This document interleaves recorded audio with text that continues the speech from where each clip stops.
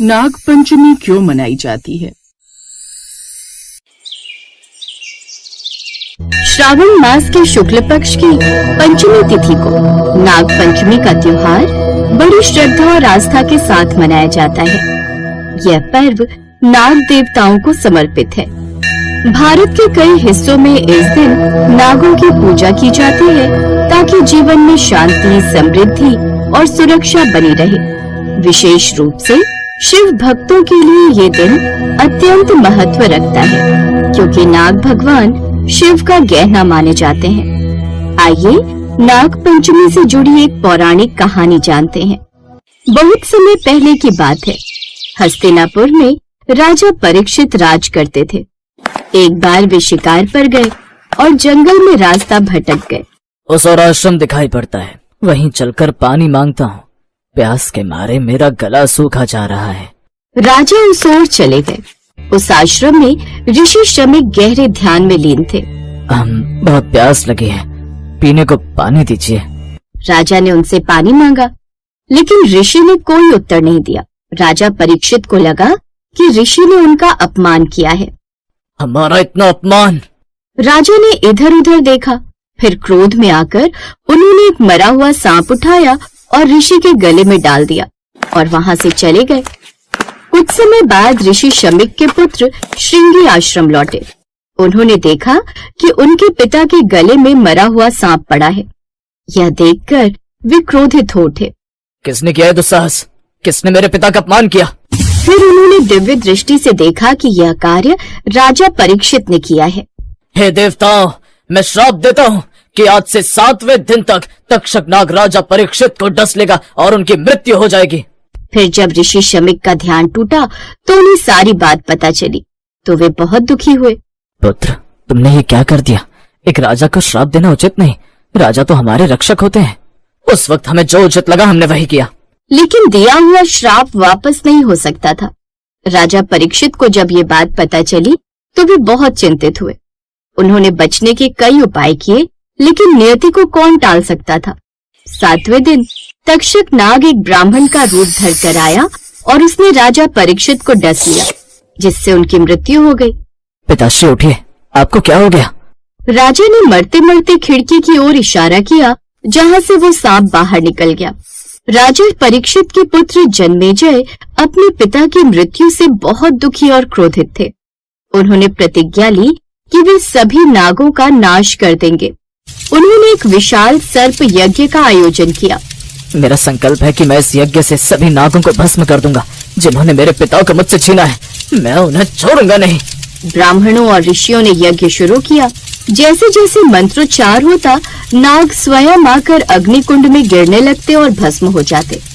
बड़े बड़े नाग भी इस यज्ञ की शक्ति से खींचे चले आ रहे थे। तक्षक नाग भी डरकर देवराज इंद्र की शरण में चला गया। जब तक्षक भी यज्ञ की ओर खींचने लगा और इंद्र भी उसके साथ खींचते हुए आने लगे, तो सभी देवता चिंतित हो उठे। वे ब्रह्मा जी के पास गए। ब्रह्मदेव, ये क्या हो रहा है?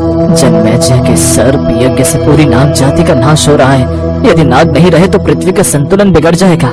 इस यज्ञ को रोकने के लिए हमें आस्तिक मुनि को बुलाना होगा। आस्तिक मुनि जो एक ऋषि थे, उन्होंने यज्ञ स्थल पर आकर राजा जन्मेजय को संबोधित किया।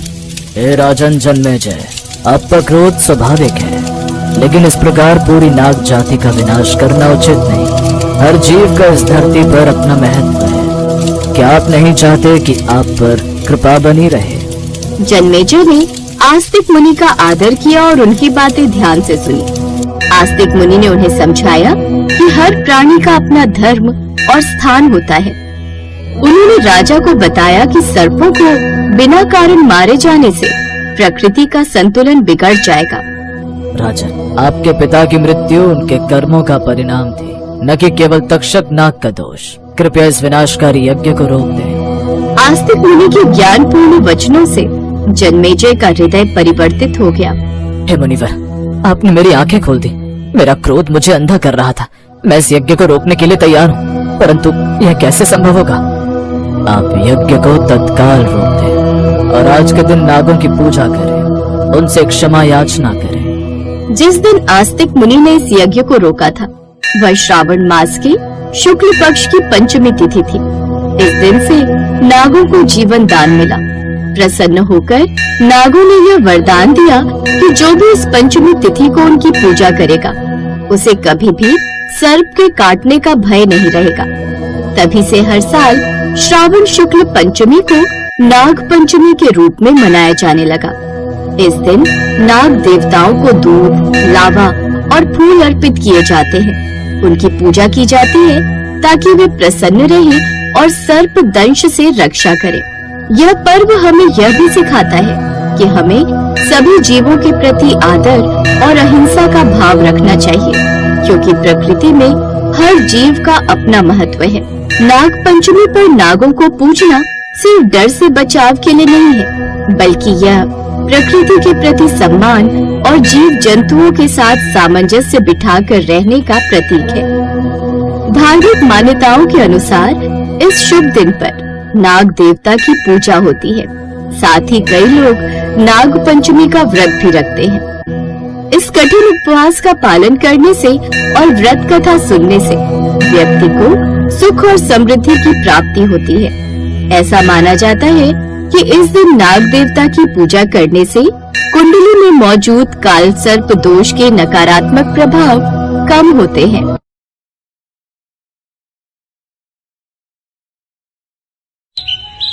सीतापुर नामक गांव में महेश और माधवी नाम के पति पत्नी रहते थे।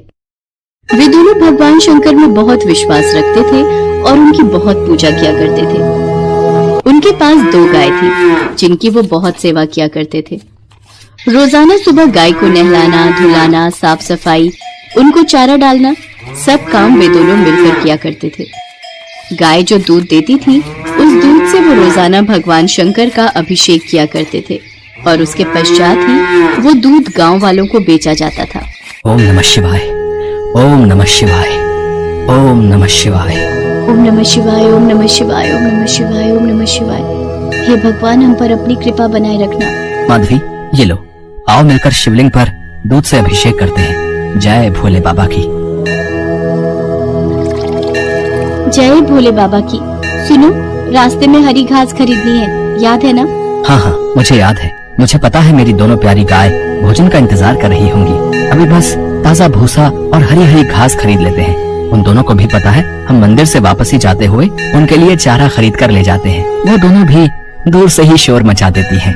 महेश और माधवी मंदिर से वापसी जाते हुए अपनी दोनों गायों के लिए अनाज और हरी हरी घास खरीद कर ले जाते थे और जैसे ही वो घर पहुंचते थे, दोनों गाय मानो उन्हें आवाज लगा रही हो। उन्हें अपने भोजन की खुशबू पहले ही आ जाती थी। वो देखो, दोनों हमें आवाज लगा रही हैं। अरे अरे, सब्र करो, अभी खिलाती हूँ, थोड़ा साफ कर लूं। माधुरी, तुम इन्हें खाना दो, मैं तब तक घरों में दूध लेकर आता हूँ। ऐसे ही दिन गुजर रहे थे। महेश और माधवी दोनों के जीवन में बहुत खुशियां थीं। वो जितना भी कमाते थे उतने में ही संतोष करते थे। दोनों गाय भी अपने मालिक को बहुत अच्छे से पहचानती थी, इसलिए वो भी बहुत खुश थी। पर एक सुबह जब माधवी और महेश सोकर उठे तो उन्होंने देखा उनकी दोनों गाय खूंटी से नहीं बंधी हुई हैं। दोनों गाय गायब हैं। हे शिव शंकर, हमारी गाय कहाँ गई? यहीं तो बंधी रहती है। खूंटी को खोलकर कैसे जा सकती हैं? मेरा तो बड़ा मन घबरा रहा है। हमारी दोनों गाय सुरक्षित हो, दोनों का कुछ पता नहीं चल रहा है। माधवी, तुम उस तरफ देखो, मैं इधर देखता हूँ। हरिया चाचा, आपने मेरी दोनों गाय देखी? कहीं इधर उधर घूमती हुई नजर आई हूँ आपको? नहीं बेटा, मैंने तुम्हारी दोनों गाय नहीं देखी। क्या हुआ, तुम बहुत घबराए हुए हो? शांति बहन, क्या तुमने हमारी दोनों गाय देखी? उनका कहीं पता नहीं चल रहा। पता नहीं घर से कहाँ गायब हो गई हैं। नहीं माधवी, मैंने तुम्हारी गाय नहीं देखी। कल शाम को तो मैंने देखा था, वहीं तुम्हारे आंगन में ही बंधी हुई थी। हे भगवान भोलेनाथ, हमारी गाय कहाँ गई? गांव में कुछ पता नहीं चल रहा, कौन ले गया होगा? हे शंभु, हमारी मदद करो। माधवी और महेश पूरे गांव को छान मारते हैं, पर उनकी दोनों गाय कहीं भी नहीं मिलती। किसी को भी उनके बारे में कुछ पता नहीं था। महेश माधवी को घर जाने का कहकर गांव से दूर शहर की सड़क पर अपनी गाय देखने के लिए निकल जाता है। चलते चलते उसे एक बैलगाड़ी वाला दिखाई देता है। भैया, क्या आपने सड़क पर यहाँ 2 गाय देखी? कहीं नजर आई हो? कुछ देर पहले रास्ते में मैंने एक ट्रक को गुजरते हुए देखा था, जिस पर 3 आदमी दिखाई दिए थे। उनके पास 2 गाय थी। कहीं ऐसा तो नहीं कि तुम उन्हीं के बारे में पूछ रहे हो? वो तो अब तक शहर के करीब पहुंच गए होंगे। ऐसा तो नहीं कि मेरी गाय किसी गलत हाथों में चली गई हो। हे महादेव, जैसा मैं सोच रहा हूँ वैसा ना हो। अब मैं क्या करूंगा? मेरी दोनों गाय, उनके साथ क्या हुआ होगा? उनका क्या हाल किया होगा? महेश ना चाहते हुए भी सोच में पड़ जाता है। उसे पक्का पता था कि उसकी दोनों गाय किसी कसाई ने चुरा ली है और वो अपने साथियों के साथ उन्हें ट्रक में शहर ले जाकर मार देगा। वो रोता हुआ घर आता है और सारी बात माधवी को बताता है। माधवी, हमारी दोनों गाय, पता नहीं दरिंदों ने उनके साथ क्या किया होगा। हिम्मत मत हारो। आपने रोजाना सुबह अपनी दोनों गायों के दूध से भगवान भोलेनाथ का अभिषेक किया है। वो हमारी दोनों गायों को कुछ नहीं होने देंगे। वो हमारी मदद जरूर करेंगे। माधवी और महेश भगवान शंकर के मंदिर जाते हैं और प्रार्थना के लिए बैठ जाते हैं। उधर वो तीनों आदमी जिस ट्रक में गायों को लेकर जा रहे थे, वो ट्रक खराब हो जाता है और ट्रक के पहियों की हवा भी निकल जाती है। तीनों ट्रक से नीचे उतरते हैं और ट्रक को ठीक करने लगते हैं। अरे यार, इस ट्रक को भी अभी खराब होना था। अब तो इसको ठीक करने में बहुत समय लग जाएगा। एक काम करते हैं, इन गायों को पैदल ही जंगल के रास्ते ले चलते हैं और वहीं इन्हें मार देंगे। अगर यहाँ किसी ने देख लिया तो हमें पकड़ लेंगे और जेल में बंद कर देंगे। हाँ भाई, तुम ठीक कह रहे हो। चलो इन्हें नीचे उतारते हैं। दोनों गाय खिला खिला कर इतनी भारी कर दी है कि नीचे उतरने में ही नहीं आ रही हैं। आज इनका काम तमाम कर देंगे। तीनों कसाई दोनों गायों को जंगल में ले जाते हैं और पेड़ से बांध देते हैं। जैसे ही वो तीनों गायों को काटने की तैयारी करने लगे, अचानक उनमें से एक कसाई चिल्लाकर चीख पड़ा। उसे एक नाग ने काट लिया और वो वहीं तड़प कर गिरकर मर गया। अचानक अपने साथी के पास एक बड़ा नाग देखकर दोनों कसाई घबरा गए। वो वहां से गायों को छोड़कर भागने लगे। जैसे ही उन्होंने पीछे मुड़कर देखा, ढेरों नाग नागिन उनकी ओर बढ़ रहे थे। दोनों कसाई वहां गायों को छोड़कर भाग गए। जैसे ही दोनों कसाई वहां से भागे, नाग नागिन भी गायब हो गए। कुछ देर बाद वहां से कुछ ग्वाले निकल रहे थे। उन्होंने गायों को बंधे हुए देखा तो उनकी रस्सी खोल दी। दोनों गाय अपने मालिक का पता जानती थी। वो सीधे अपने घर पहुंच गई। अपनी दोनों गायों की आवाज को सुनकर महेश और माधवी भागते हुए आंगन में। माधवी, हमारी गाय वापस आ गई। हाँ, हमारी दोनों गाय बिल्कुल ठीक है। ये सब भोले भंडारी का चमत्कार है। आज उन्हीं के कारण हमारी गाय जीवित है। हे शिव शंकर, हे भोलेनाथ, आपकी जय हो। महेश और माधवी अपनी दोनों गायों को बहुत प्यार करते हैं। दोनों गायें भी अपने मालिक से ऐसे लिपट रही थी मानो वो कब से बिछड़ी हो। गांव वाले भी ये नजारा देख रहे थे। महेश और माधवी भगवान शंकर को धन्यवाद देते हैं। आज भगवान शंकर के आशीर्वाद से सचमुच नाग देवता अपने नागों की सेना के साथ गायों की मदद के लिए धरती पर आ गए थे। इस प्रकार की रोचक कहानियों को सुनने के लिए हमारे इस चैनल को लाइक, शेयर और सब्सक्राइब करें और हाँ, बेल आइकन जरूर दबाएं ताकि रोचक कहानियों का नोटिफिकेशन सबसे पहले आप तक पहुँचे। नमस्कार।